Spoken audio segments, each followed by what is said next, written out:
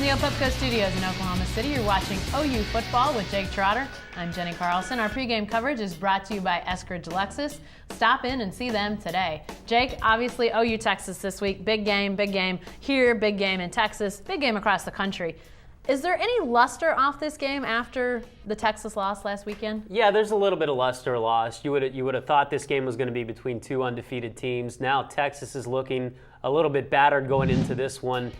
This isn't the first time, though, that these teams have entered the game with a loss, or both teams with a loss. Remember, 2007, OU and Texas was coming off losses, and yet the winner of that game still won the Big 12 South. I think the winner of this game is the favorite to win the South, even if it is Texas with already the one loss.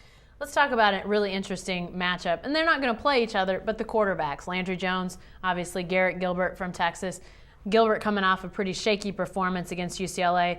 Landry not necessarily had a great first couple weeks of the season, but how do these two match up? This is a first start in this game for both of these guys. The way I look at it, I think Oklahoma has a decided edge quarterback going into this one. You know, Landry hasn't been perfect, but Landry's not Sam Bradford, and I think we need to relax in our comparisons with him and expect him to make every single throw.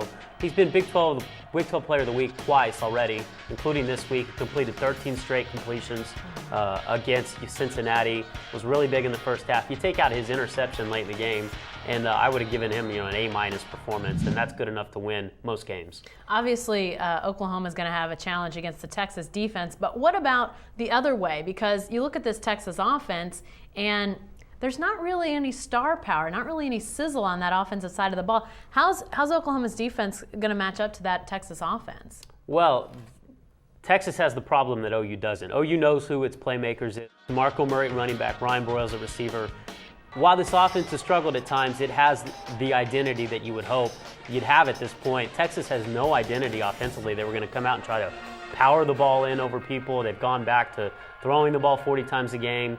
Who are their go-to guys? There's no Jordan Shipley there. There's no starting running back. It changes every week.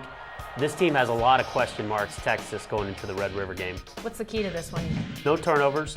You can't turn the ball over. We've seen critical turnovers change the game and special teams. But I think quarterback play is going to be huge. I think if Landry Jones outplays GILBERT, I don't see Texas winning this game. But if Landry Jones struggles and GILBERT has that breakout performance, you got to like Texas's chances. All right, thanks, Jake.